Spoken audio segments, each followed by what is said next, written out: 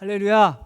네, 우리 마태복음의 비유를 우리가 살펴보고 있는데 오늘은 하나님 나라의 열매를 맺으라는 제목으로 하나님 말씀 함께 나누겠습니다. 지난주에 우리 신문 종교면에 소개된 분이 계십니다. 토렌스에서 34년간 윤소학과 그러니까 의사 병원을 운영했던 윤삼혁 장로님의 이야기입니다. 이분이 68세의 연세로 은퇴를 하시고 이제 남은 삶은 선교에 집중하시기로 했다는 그러한 기사였습니다. 그동안도 이분이 굉장히 선교적인 삶을 사셨어요. 동네 의사 일을 하면서도 선교하는 마음으로 했고 1년에 두세 차례 직접 선교지에 다니면서 지금까지 100여 차례 단기 선교를 다니셨다 그럽니다. 북한에만 3번, 터키, 르완다, 네팔, 케냐, 아프가니스탄, 지구촌, 빈민촌 곳곳을 다니시면서 의료 선교를 펼치셨다 그래요. 이제 은퇴 후에는 당장에 에티오피아에 장시간 머물면서 의료 선교와 강의를 하게 되었다고 말씀하셨습니다. 이분이 굉장히 여러 가지 말을 많이 하셨는데 아주 특별한 의미가 되었던 말씀이 있었습니다. 먼저 나는 너무나 부족한 사람입니다. 자신이 부족한 것이 너무나 많은 사람이라고 그렇게 말씀하셨어요.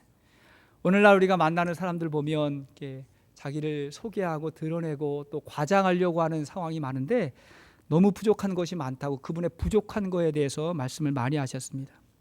그러면서 이어서 하시는 말씀이 그런데 하나님이 값없이 은혜를 주셔서 사신다고 말씀하셨습니다. 그 다음 말이 굉장히 중요했어요. 귀한 것을 거저 받았으니 다시 돌려주는 것입니다. 이렇게 말씀하셨어요. 얼마나 귀한 고백인지 몰라요. 여러분, 우리의 신앙의 고백이 무엇입니까? 하나님께 받았으니 다시 돌려드리는 거잖아요. 받았으니 돌려드리는 것입니다. 이게 신앙 고백이죠. 저는 이분이 의사이기 때문에 또 소유가 넉넉하기 때문에 이런 말 하셨다고 생각하지 않습니다. 작은 것 드리는 사람은 큰 것도 드릴 수 있는 것이고 큰 것 드리는 사람은 작은 것도 드리는 것입니다. 이것이 오늘 설교의 주제입니다. 우리 가운데 이런 고백이 오늘 있을 수 있기를 바랍니다. 우리가 지난주에 보았던 비유는 포도원 품꾼의 비유였습니다. 어떤 분들이 저에게 그런 말씀하셨어요. 제가 성경을 읽다가 그래도 마태복음은 많이 읽었는데 그 비유를 이해하기가 참 어려웠는데 지난주에 설교를 통해서 잘 알게 됐다고 이렇게 말씀을 하셨는데 오늘 말씀의 이 비유는 누구라도 이해가 거의 가능한 그런 내용입니다. 한 주인이 포도원을 만들어서 농부들에게 세를 주고 먼 타국으로 갔습니다. 여기서 포도원의 주인은 하나님을 말하는 것이고 포도원은 직접적으로는 하나님이 선택한 이스라엘 그 민족을 말하는 것이고 더 확대하면 저와 여러분들에게 허락한 모든 삶의 어떤 환경 상황을 말하는 것입니다. 농부는 당시의 유대인 종교 지도자들을 말하는 것이고 이걸 또 더 확대하면 하나님께 부름을 받은 우리 모든 사람들을 말하는 것입니다.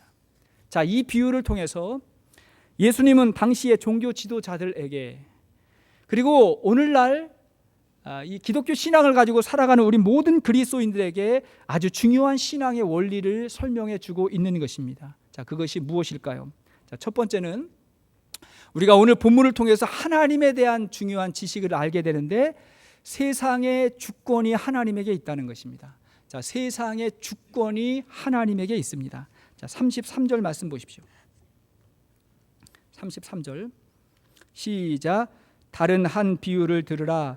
한 집 주인이 포도원을 만들어 산 울타리로 두르고 거기에 집자는 틀을 만들고 망대를 짓고 농부들에게 세로 주고 타국에 갔더니 자, 하나님이 친히 포도원을 만드셨습니다.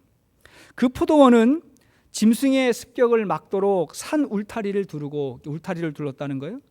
추수할 때를 대비해서 집자는 틀을 만들고 다른 짐승 혹은 도둑으로부터 보호하도록 망대를 만들어 주셨습니다. 이 모든 것을 주인이 하나님께서 직접 하셨어요. 다 하셨습니다. 그리고는 농부들에게 세를 줬다는 거예요. 잘 관리하라고 맡겨주신 것입니다. 이 농부들에게 세를 받으려 했지만 그건 돈이 목적이 아니라 단지 소유권에 대한 최소한의 계약인 것입니다. 우리가 지난 시간에 포도원 품꾼의 비유를 보았지만 하나님이 포도원에 사람들을 초청하는 이유는 그 사람들 노동력이 필요한 게 아니에요. 은혜 주시려고, 구원 주시려고 하나님께서 많은 사람을 그렇게 초청했던 것입니다. 그런데 그렇게 불렀지만 소유권이 분명하지 않으면 은혜를 은혜로 알지 못해요. 그러면 감사와 기쁨 대신에 욕심과 불평이 찾아오게 됩니다. 그래서 약간의 세를 받으시게 되는 것입니다. 이것은 하나님께서 에덴 동산을 창조하시고 모든 것을 다 아담과 하와에게 맡기셨는데 선악과만 먹지 말라고 한 것하고 같은 이치입니다. 그 선악과는 소유권의 문제예요. 그걸 보면서 모든 동산과 모든 것이 하나님의 것이라는 것을 그들이 기억하라는 것입니다. 여러분, 우리가 반드시 기억해야 됩니다. 우리는 절대로 우리의 자격과 힘으로는 선택받은 포도원이 될 수 없고 포도원의 청함을 받을 수 없는 사람인 것입니다. 근데 하나님이 우리를 부르셨어요. 아침 일찍 부르셨고 점심에도 부르셨고 계속해서 우리를 부르셨습니다. 자, 야고보 1장 17절 말씀을 보시겠습니다. 야고보 1장 17절 시작. 온갖 좋은 은사와 온전한 선물이 다 위로부터 빛들의 아버지께로부터 내려오나니 그는 변함도 없으시고 회전하는 그림자도 없으시니라. 자, 다 위로부터 빛들의 아버지께로 내려온다. 그러니까 온갖 좋은 것은 하나님께 선물로 받았다는 것입니다. 우리가 사랑하는 사람들, 우리의 생명, 이렇게 아름다운 자연, 이렇게 좋고 자유로운 나라에서 살 수 있는 모든 것들이 우리의 감사의 조건이 되어야 하는 것입니다. 여러분, 이 은혜에 대한 감격이 있습니까? 기쁨이 있습니까? 우리가 미국 땅에 처음 도착할 때 얼마나 기뻤습니까? 지난주에 오신 우리 목사님 부부 있잖아요. 얼마나 이 땅을 밟으면서 감격스러웠습니까? 우리가 처음 교회에 나와서 하나님 만날 때 얼마나 기뻤습니까? 그러니까 무엇이든지 처음에 주어질 때는 우리는 말할 수 없이 기뻤던 것입니다.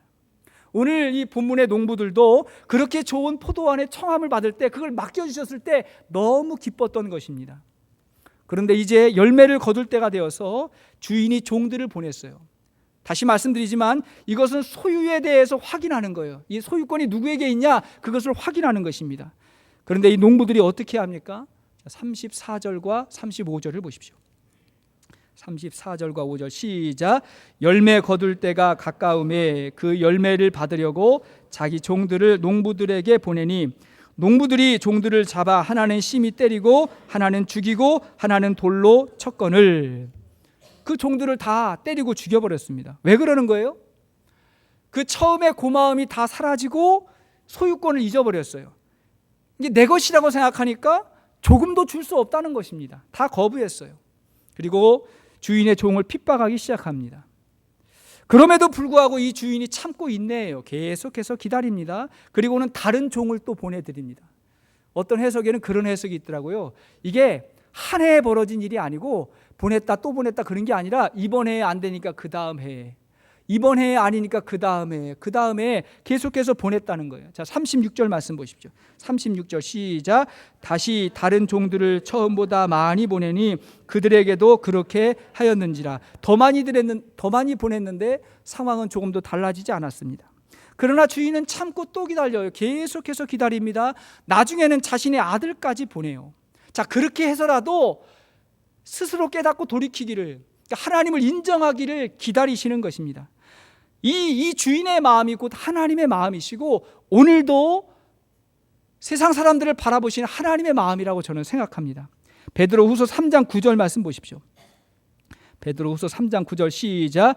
주의 약속은 어떤 이들이 더디다고 생각하는 것 같이 더딘 것이 아니라 오직 주께서는 너희를 대하사 오래 참으사 아무도 멸망하지 아니하고 다 회개하기에 이르기를 원하시느니라. 주님이 참으시는 이유, 좀 늦게 오시는 이유가 뭐라고요?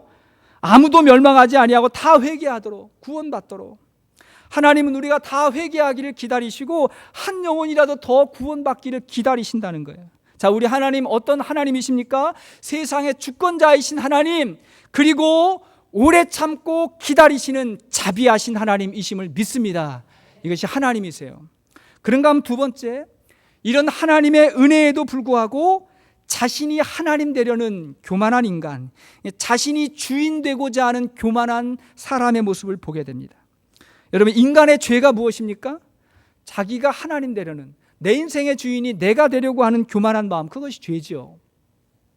여러분, 오늘 본문에서 하나님이 먼저 보낸 종들이 누굽니까? 그 농부들에게 종을 먼저 보냈는데 그 종들이 누굽니까? 누구냐면 하나님이 예수님의 앞서 먼저 보내신 선지자들을 말하는 것입니다. 구약의 선지자들을 말하는 거예요.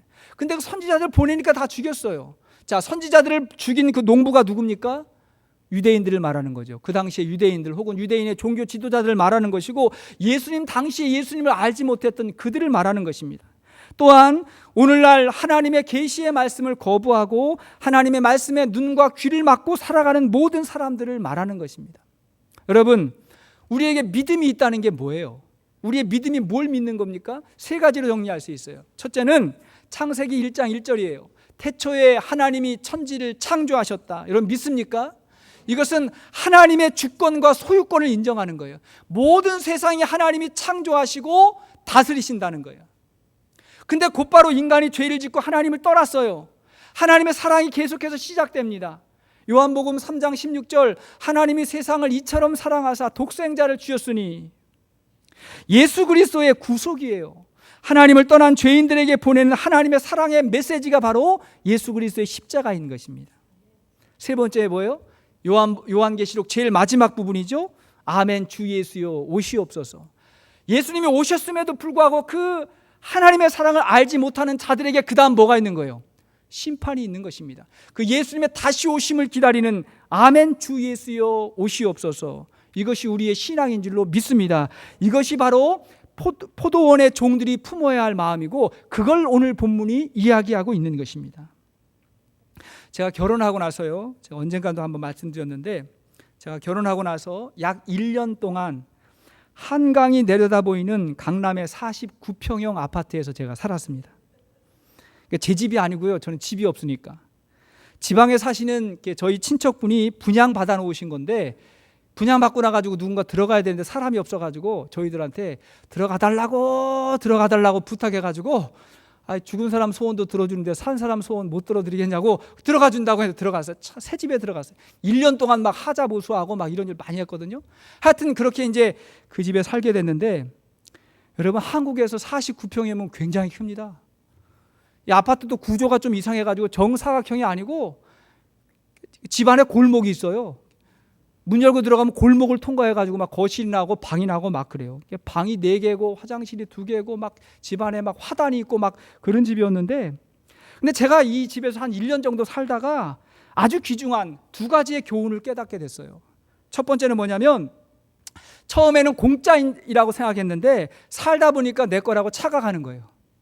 처음에는 조금만이라도 있었으면 좋겠다 싶었는데 좀 오래되니까 내 집인 양 하는 그런 마음이 드는 것입니다. 두 번째 교훈은 뭐냐면, 집이 크다고 다 좋은 게 아니라 나에게 맞는 것이 좋다는 생각이 들었습니다. 왜냐하면 청소하기가 너무 힘든 거예요. 안방에 있다가 누가 초인종 누르면 뛰어가야 돼. 막 뛰어가가지고 막 가가지고 문 열고 왔다 갔다 하기 힘들고 청소하기 너무 힘들고, 우리 아내가 신혼인데 둘이 살다 보니까 어디서 부르면 어디서 부르는지 모르겠어요. 막 숨바꼭질 하는 것처럼 여기서 불렀나 하고 열어보고 여기서 불러 열어보고 막 이런 일이 반복되다 보니까 나중에는 너무 불편하더라고요. 그걸 깨닫게 됐어요. 만약에 두 번째 깨달음이 없었다면 저는 그 집이 내 거라고 우겼을지도 모릅니다. 사람의 마음이 그래요. 어떤 분이 이민 생활 30여 년간 300만 불을 벌었습니다. 근데 그분이 그만 암에 걸려가지고 한국에 치료를 받기 위해서 수술과 요양을 하기 위해서 1년 동안 머물게 됐어요. 그 기간 동안에 이분의 비즈니스하고 재산을, 이분이 여자분이었는데 여동생하고 그 남편에게 잠시 맡겨놓고 그렇게 1년 동안 다녀왔는데, 다녀와 보니까 그들이 다 털어먹었어요. 다 가져가 버렸어요. 세상에 그렇게 나쁜 동생이 어디에 있겠습니까? 그러고 난 다음에 제가 이제 그분을 만나가지고, 이거 싫어합니다. 만나가지고 이런저런 얘기를 듣는데 굉장히 너무 사연이 안타까웠어요. 빚만 남았어요. 빚만. 여기서 우리는 2가지를 알아야 됩니다. 첫째는 세상이 원래 그래요. 먼데 있는 사람이 날 힘들고 어렵게 하는 게 아니라 가까이 있는 사람 때문에 우리가 힘들고 어려운 일을 참 많이 당합니다. 그리고 우리가 손에 가지고 있었던 거, 그리고 가지려고 했던 것이 지나고 보니까 내 것이 아니었던 것들이 너무 많아요. 그런가 하면 두 번째, 그러면 하나님 앞에서 우리는 어떠냐는 것입니다. 하나님 앞에서 우리는 어떤 마음으로 사냐는 거예요. 사랑하는 여러분, 우리가 하나님을 믿고 예수님을 영접했다면 내 생명이, 내 시간이, 내 학벌이, 내 건강과 내 재능이 하나님의 것임을 아는 것입니다. 그걸 인정해야 돼요. 서두에 말씀드렸던 윤삼혁 장로님의 고백처럼 하나님께서 부족한 나에게 거저 주셨으니 내가 돌려드립니다 라고 살아가는 것이 우리의 신앙의 고백인 줄로 믿습니다. 다윗이 그렇게 고백했죠. 다윗이 역대상 29장 11절 이하의 말씀 보십시오. 역대상 29장 11절 시작. 여호와여, 위대하심과 권능과 영광과 승리와 위엄이 다 주께 속하였사오니 천지에 있는 것이 다 주의 것이로소이다. 여호와여, 주권도 주께 속하였사오니 주는 높으사 만물의 머리이심이니이다. 아멘. 이것이 다윗의 고백이었어요. 여러분, 우리의 인생 가운데 때가 되어서, 하나님의 때가 되어서 하나님이 달라고 하실 때가 있어요. 세를 달라고 하실 때가 있을지도 몰라요. 그러나 하나님께서 우리에게 절대로 무리한 것 요구하지 않습니다. 아브라함처럼 네 아들을 제물로 나에게 바쳐라, 그건 아브라함에게 주신 말씀이지 그 정도는 아닐 거예요. 적어도 소유권을 인정해 달라고 하나님께서 말씀하실 것입니다. 그리고 그 열매를 심어야 심은 대로 거둔다고, 그 열매를 심는 일로 인해서 더 많은 열매를 계획하시고 하나님께서 달라고 하실 때가 있을 것입니다. 우리는 일요일을 일요일이라고 부르지 아니하고 주일로 부르고, 이날은 주의 날이니 하나님께 드리는 신앙을 가지고 있는 것입니다. 그러나 여러분, 주일만 하나님의 날이라고 생각하면 안 되는 것입니다. 모든 날이 다 주님의 날이니 모든 날도 하나님의 날로 여기고 살아갈 수 있기를 바랍니다. 우리의 건강과 재능과 은사는 섬김과 봉사로 하나님께 드리는 것입니다. 그렇다고 자신을 자랑하거나 드러내는 교만함이 아니라 더 겸손해야 돼요. 하나님, 나를 이렇게 사용해 주셔서 너무 감사합니다 하는 마음을 가지고 살아가는 것입니다. 우리는 10의 1조를 하나님께 드립니다. 그러나 10의 1만 하나님의 것이라고 착각하면 안 됩니다. 그 나머지도 하나님의 것이니 하나님의 뜻대로 사용하고 관리해야 되는 것입니다. 여기에 10의 1조의 능력이 있는 거예요.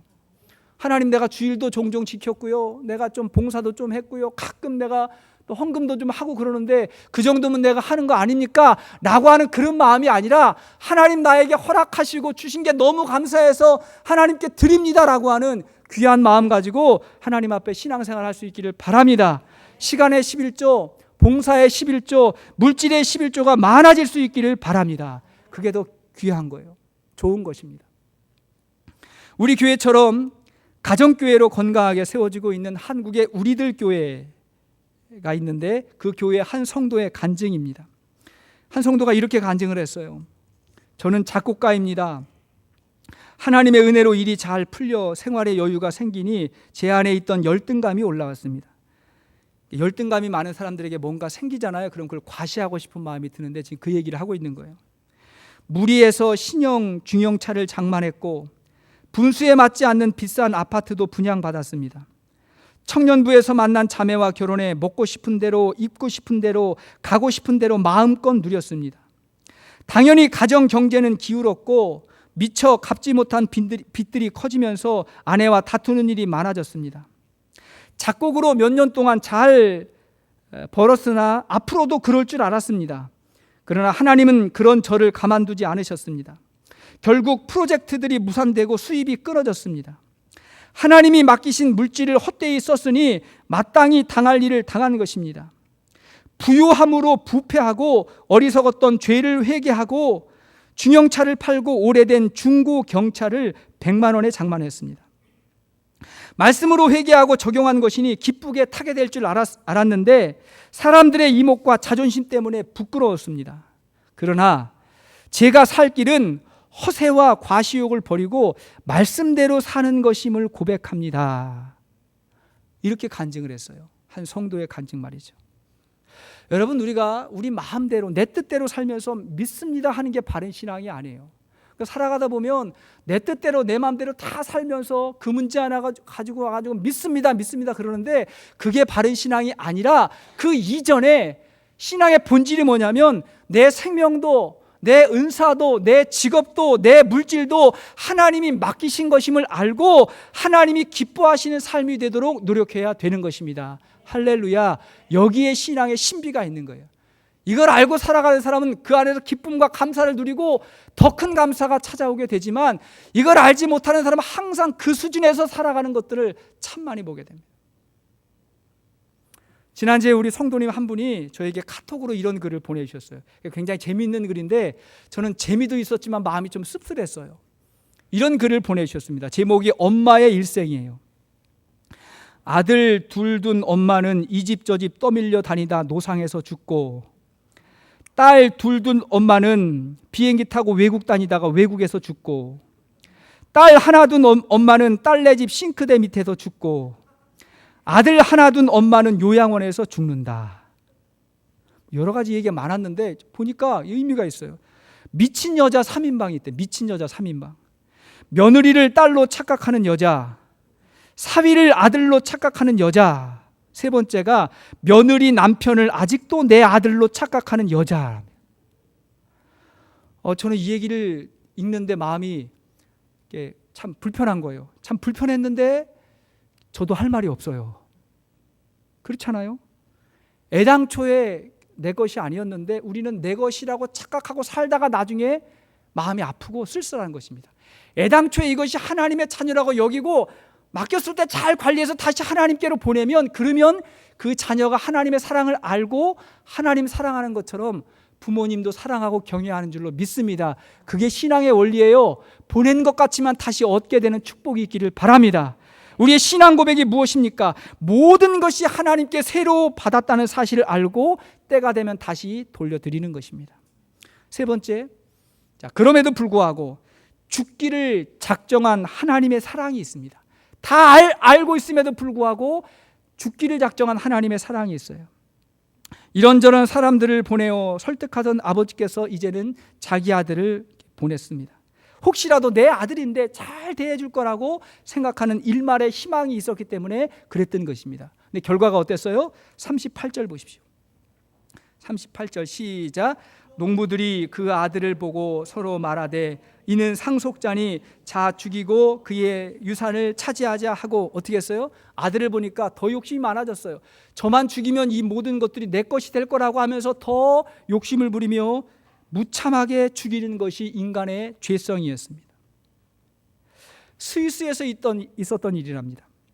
한 관광버스 기사가 운전을 하는데 갑자기 브레이크가 파열이 된 거예요. 브레이크가 들지를 않았어요. 마침 내리막길을 내려가고 있는데 앞에는 낭떠러지가 있는 거예요.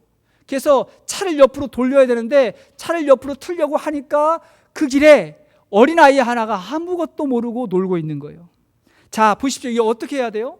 한쪽은 낭떠러지고 핸들 옆으로 틀면 아이가 아무것도 모르고 순간적으로 놀고 있는데 버스가 지금 가고 있어요. 여러분 어떻게 해야 됩니까? 이럴 때 뭐가 정의예요? 어떤 게 진리예요? 윤리학자들은 뭐라고 이야기합니까? 정말 어찌할 수 없는 그런 상황이었는데 기사는 낭떠러지 대신에 아이를 죽이기로 마음을 먹고 핸들을 틀었습니다. 인간의 계산으로는 뭐 그럴 수 있겠지. 더 많은 사람을 살리기 위해서 아이가 희생하는 게 낫겠다라고 생각하겠지만, 알고 봤더니 더 놀라운 건 뭐냐면 그 아이가 이 기사의 아버지였던 거예요. 그리고 가버렸습니다. 더 많은 사람을 살리고자 자기 아들을 선택한 것입니다. 여러분 이것이 하나님의 사랑 아니에요? 하나님의 사랑? 선지자들이 아무리 이야기해도 믿지 않으니까, 우리의 마음이 너무 강팍하니까 하나님이 아들 예수 그리스도를 보내주셨습니다. 그 예수님에게 마음의 문을 열고 그분을 구주와 주님으로 영접하면 하나님께서 이제까지의 잘못과 죄를 용서해 주시겠다고 말씀하셨습니다. 받아들이면 내 사랑이 너희에게 임한다고 하나님 말씀해 주셨습니다. 여러분 아들을 주셨다고 하는 것은 두 가지 의미가 있는 거예요. 첫째는 뭐냐면 하나님의 최고의 사랑이라는 거예요. 그잖아요. 하나님의 최고의 사랑이 예수님을 통해서 나타난 거예요. 또 하나는 뭐냐면 이게 마지막 경고라는 거예요. 또 다른 선지자는 없다. 또 다른 경고는 없다는 거예요. 그럼 그 다음에 뭐가 있는 거예요? 이제는 심판이 있다는 것입니다. 하나님의 사랑은 그 다음에 심판으로 우리에게 찾아오는 것입니다. 성경의 말씀입니다. 자, 오늘 본문의 말씀 38절, 39절에서 41절까지를 보겠습니다. 39절에서 41절 시작. 이에 잡아 포도원 밖에 내쫓아 죽였느니라. 그러면 포도원 주인이 올 때에 그 농부들을 어떻게 하겠느냐? 그들이 말하되 그 악한 자들을 진멸하고 포도원은 제때에 열매를 바칠 만한 다른 농부들에게 새로 줄지니라. 그러니까 먼저 욕심 부렸던 사람들, 먼저 받았던 사람들 것도 다 빼앗겨 가지고 다시 다른 사람들에게 주겠다는 것입니다. 하나님의 주권을 인정하고 믿음으로 살아가는 사람들에게 주겠다는 것입니다. 그러므로 예수 믿는 사람에게는 당당함이 있어요. 하나님이 함께 하시는 그리스도 안에 있는 당당함이 있는데 그것이 무엇입니까? 로마서 8장 31절 이하의 말씀. 자, 로마서 8장 31절 시작. 그런즉 이 일에 대하여 우리가 무슨 말 하리요? 만일 하나님이 우리를 위하시면 누가 우리를 대적하리요? 자기 아들을 아끼지 아니하시고 우리 모든 사람을 위하여 내주신 이가 어찌 그 아들과 함께 모든 것을 우리에게 주시지 아니하시겠느냐? 아멘.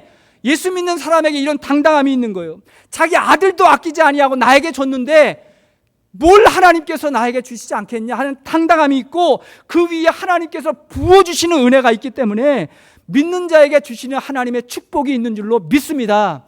이게 우리 믿음인 거예요. 이제 예수님께서 이 비유의 비밀을, 결론을 밝혀주십니다. 42절 말씀입니다.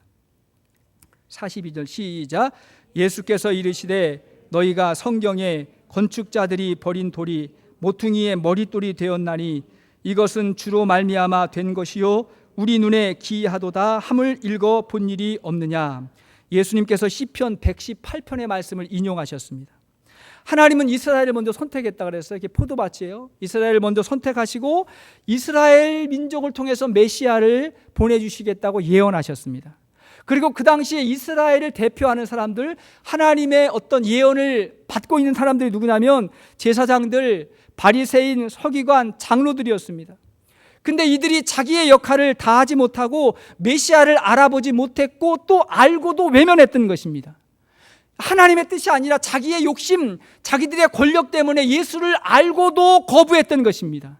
그래서 예수님을 마치 건축자들이 버린 돌처럼 여겼다고 하는 거예요. 어떻게 했다는 거예요? 죽였다는 것입니다. 건축자들이 버린 돌처럼 내팽개쳐서 십자가 위에 죽게 했다는 것입니다.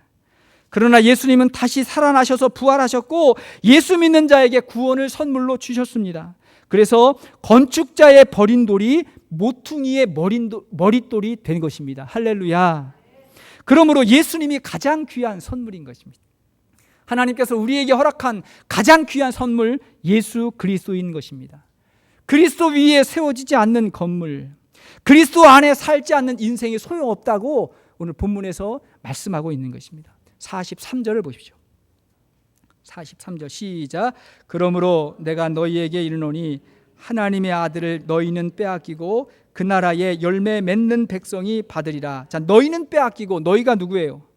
먼저 부름받은 사람들, 그 당시에 이스라엘 사람들, 하나님의 주권을 거부하는 사람들에게는 빼앗겼고, 그 다음에 누구에게 준다고요? 나중된 자들, 이방인들, 하나님의 주권을 인정하며 살아가는 사람들에게 하나님 나라의 열매가 맺혀진다고 그렇게 말씀하셨습니다.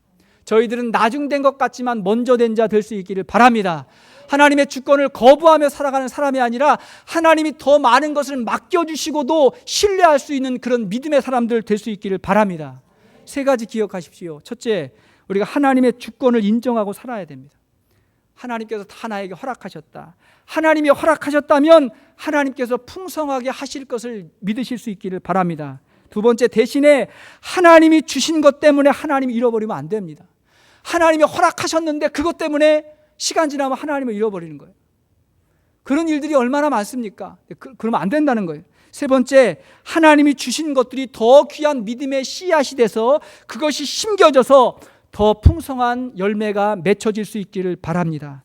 언제나 하나님의 가장 귀한 선물인 예수 그리스도의 십자가를 마음에 품고 간직하며 살아갈 수 있기를 바랍니다.